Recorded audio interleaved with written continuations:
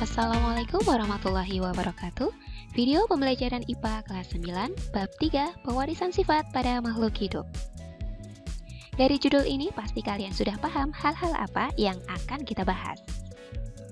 Sifat-sifat yang dibawa manusia khususnya sangatlah banyak. Itu sebabnya banyak sekali perbedaan ciri-ciri fisik antara satu orang dengan orang lainnya. Baik itu dari warna kulit, bentuk wajah, jenis rambut, tinggi atau pendek. Perbedaan-perbedaan ini dikontrol oleh yang namanya gen yang diwariskan dari orang tua. Istimewa sekali gen ini karena dapat membawa informasi yang dapat diwariskan, dan jika kekurangan satu gen saja maka bisa menyebabkan kelainan. Materi yang akan kita pelajari adalah sebagai berikut. Pada video kali ini kita akan bahas subtopik yaitu materi genetik. Materi genetik memegang peranan yang penting dalam proses pewarisan sifat. Warna kulit, bentuk wajah, jenis rambut, bentuk hidung, bahkan beberapa jenis penyakit turunan. Setiap ciri atau sifat yang kita miliki adalah warisan dari orang tua yang diberikan melalui materi genetik. Ayah akan mewariskan gennya melalui sel sperma, sedangkan ibu mewariskan gennya melalui sel ovum. Materi genetik tersebut akan bergabung melalui proses fertilisasi yang akan menghasilkan zigot, kemudian berkembang menjadi individu yang membawa sifat kedua orang tua. Apa sebenarnya materi genetik itu? Molekul yang berperan dalam materi genetik adalah asam nukleat. Ada dua macam asam nukleat ini, yaitu DNA dan RNA. Di DNA inilah terdapat unit yang mempengaruhi sifat makhluk hidup, yaitu gen. DNA terletak di inti sel. Ingat inti sel kan? DNA merupakan untaian yang sangat panjang dan melilit protein yang disebut dengan histon. Seluruh untaian DNA kita kenal dengan kromosom.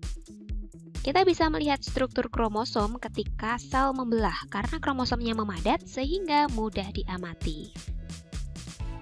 Menurut penelitian, DNA memiliki struktur seperti untai ganda yang membentuk heliks atau ulir.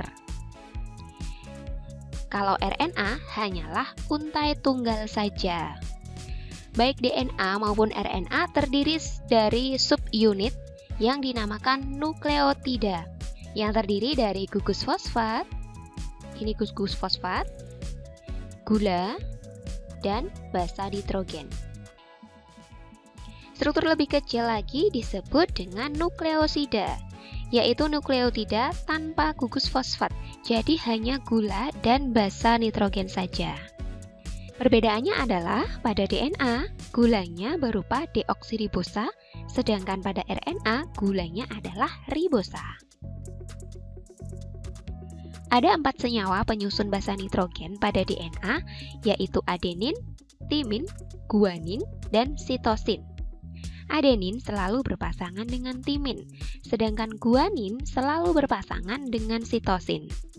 Adenin dan guanin merupakan kelompok basa purin, sedangkan timin dan sitosin merupakan kelompok basa pirimidin. Untuk RNA hampir sama, hanya di sini ada urasil sebagai pengganti timin. Adenin berpasangan dengan urasil dan guanin juga berpasangan dengan sitosin. Singkatnya, ini dia perbedaan struktur DNA dan RNA.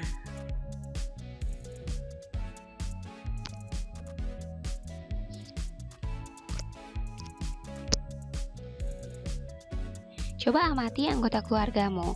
Fokuskan pada kondisi cuping telinga yang mereka miliki. Apakah cuping telinga mereka terpisah atau melekat seperti ini? Jika kedua orang tua memiliki telinga yang melekat, maka semua anaknya akan memiliki telinga yang melekat. Jika salah satu orang tua memiliki cuping terpisah, maka kemungkinan besar anaknya akan memiliki cuping telinga terpisah. Tetapi ada kemungkinan juga anak yang memiliki cuping melekat. Mengapa hal itu bisa terjadi? Individu dengan telinga yang cupingnya terpisah memiliki gen G besar atau G besar G kecil. Sedangkan gen pada cuping telinga yang melekat adalah G kecil, G kecil. Selanjutnya, hanya untuk kemudahan penyebutan saja, huruf besar akan dibunyikan dengan vokal A, sedangkan huruf kecil akan dibunyikan dengan vokal I. Gaga, gagi, gigi. Inilah yang kita kenal dengan sifat dominan dan sifat resesif. Sifat dominan adalah karakter yang mampu mengalahkan atau menutupi karakter lain. Sedangkan sifat resesif yaitu karakter yang dikalahkan atau ditutupi. Sifat dominan ditentukan oleh gen dominan, ditulis dengan huruf kapital. Sedangkan sifat resesif ditentukan oleh gen resesif, ditulis dengan huruf biasa atau huruf kecil. Variasi atau bentuk alternatif di suatu gen disebut dengan alela. Jadi misalnya gen gaga, nantinya ekspresi gennya adalah cuping terpisah, karena G besar menang semua. Kalau gagi, ekspresinya juga tetap cuping terpisah, karena ada G yang mengalahkan G kecil, G mengalahkan G. Seperti yang sudah dikatakan tadi bahwa G adalah kode gen terpisah. Sedangkan gigi berarti ekspresinya adalah cuping melekat karena tidak ada yang dominan di sini. Tidak ada G, berarti ya udah keluarnya adalah sifat resesifnya, yaitu cuping melekat. Sifat atau ciri fisik yang dapat kamu amati seperti ini kita sebut dengan fenotip, yaitu perwujudan ekspresi dari gen. Fenotip dikendalikan oleh genotip. Genotip adalah keseluruhan informasi genetik dari suatu individu. Kalau fenotip, contohnya kan kulit berwarna putih, hidung mancung, cuping telinga terpisah, dan lain-lain. Contoh genetipnya misalnya AI, Baba, Cici, dan lain-lain disimbolkan dengan huruf seperti yang dijelaskan tadi. Kita akan bahas kromosom-kromosom yang menyusun sel tubuh atau sel somatis yang disebut dengan autosom dan kromosom pada sel kelamin atau sel gamet yang disebut dengan gonosom. Susunan kromosom pada sel-sel yang sudah diurutkan berdasarkan ukuran dan bentuknya disebut dengan kariotip. Ini dia kariotip manusia. Kromosom manusia berjumlah 23 pasang atau 46 buah kromosom. Kromosom nomor 1 sampai 22 disebut autosom. Sedangkan kromosom nomor 23 disebut dengan gonosom. Gonosom inilah yang menentukan jenis kelamin manusia. Kromosom yang menyusun sel tubuh susunannya berpasangan atau disebut dengan diploid. Kromosom yang ada pada sel kelamin, baik itu sel telur ataupun sel sperma, tidak berpasangan atau haploid. Kromosom sel kelamin jumlahnya setengah dari kromosom pada sel tubuh. Kariotip kromosom manusia dapat ditulis sebagai berikut. Untuk laki-laki penulisannya 22AA plus XY. Maksudnya adalah terdapat 22 pasang autosom ditambah kromosom XY. XY inilah nanti yang akan diwariskan ke keturunan dan menentukan jenis kelamin laki-laki atau perempuan. Sedangkan pada perempuan, kariotipnya adalah 22AA plus XX, yang artinya 22 pasang autosom ditambah kromosom XX. Pada sel kelamin, baik sel ovum dan sel sperma hanya membawa setengah kromosomnya.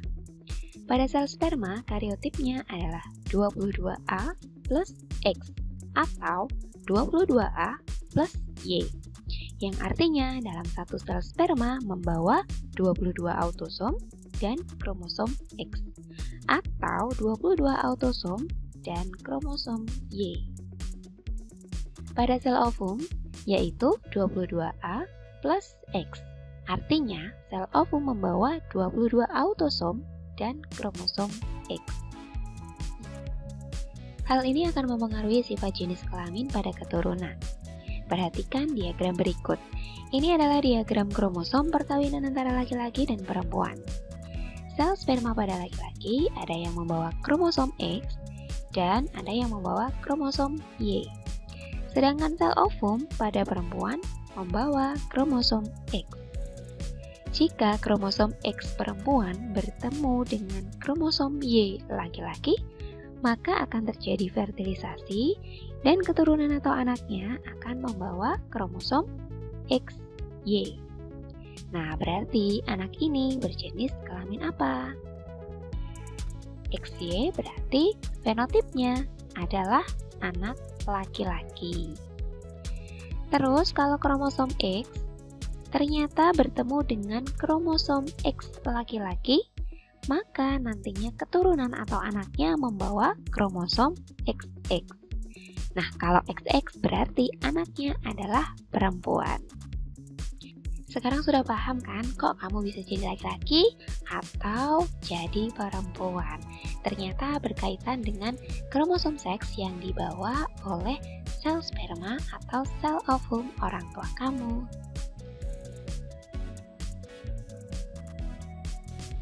Sampai jumpa di video berikutnya. Wassalamualaikum warahmatullahi wabarakatuh.